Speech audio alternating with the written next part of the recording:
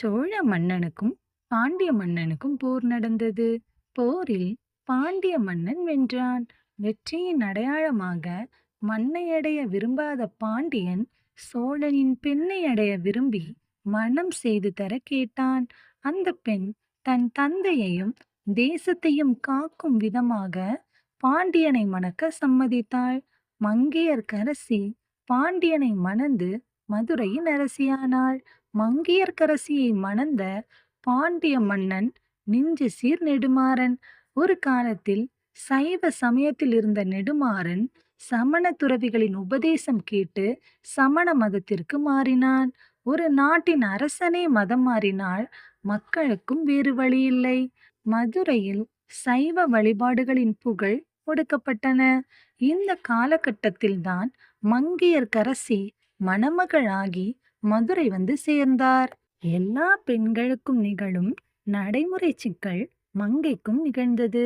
பிறந்த வீட்டில் தான் கொண்டாடிய பலவற்றையும் புகுந்த வீட்டில் தியாகம் செய்தாக வேண்டிய நிர்பந்தம்.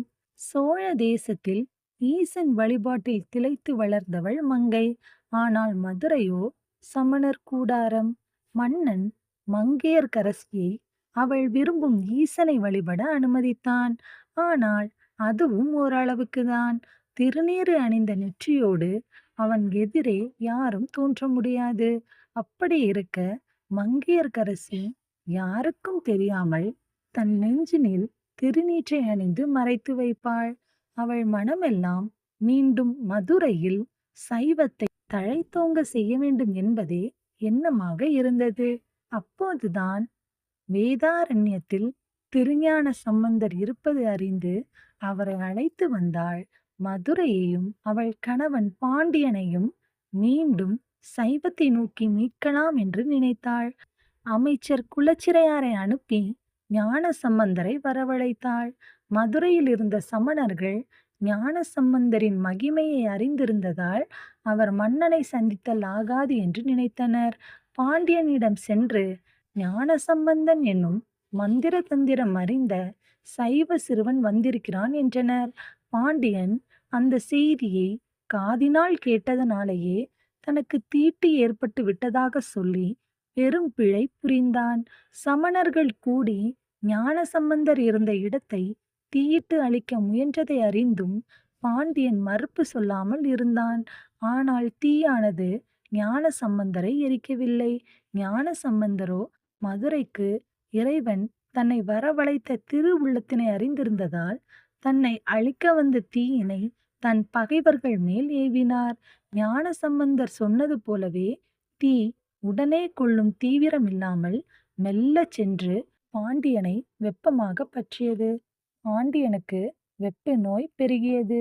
மங்கையர்க்கரசியின் தவிப்பு அதிகமானது. மன்னனும் மக்களும் சைவம் நோக்கி திரும்ப வேண்டும் என்று நினைத்தாள். ஆனால் தற்போது தன் கணவனின் உயிரே கேள்விக்குறியானது கண்டு வருந்தினாள். சமணர்கள் கூடி தங்களால் இயன்ற அத்தனை மந்திரங்களையும் சொல்லி முயற்சி செய்தனர். ஆனால் குணமாகாமல் மேலும் அதிகமானது.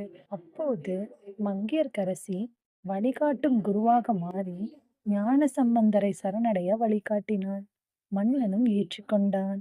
மதுரை மக்களுக்கும் மன்னனுக்கும் இந்த உலகத்துக்கும் திருநீற்றின் பெருமையை உணர்த்த விரும்பிய சம்பந்தர் மந்திரமாவது நீரு என்று பதிகம் பாடி திருநீற்றின் மூலம் மன்னனின் நோயினை நீக்கினார். சமணர்கள் இதை கண்டு பொறுக்காமல் சம்பந்தரை அனல்வாதம் புனர்வாதம் செய்ய அழைத்தனர். அதிலும் சம்பந்தரை வென்றார்.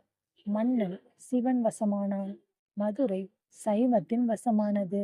மங்கையர்க்கரசி நாயனார் தன் சிவபக்தியையும் காத்து கொண்டு தன் கணவனையும் காத்து தான் மதிக்கும் சிவநாமத்தையும் காத்து பெரும் புகழை பெற்ற பெண். அதனால்தான் நாயன்மார்களே 6 விபூதி பெற்று மங்கையர்க்கரசியார் என்று அன்போடு அழைக்கப்படுகிறார். இன்றும் மதுரையில் சைவம் தலைத்தோங்குகிறதென்றால் அதற்கு மங்கையர்க்கரசியாரின் அரும்பணியே காரணம்.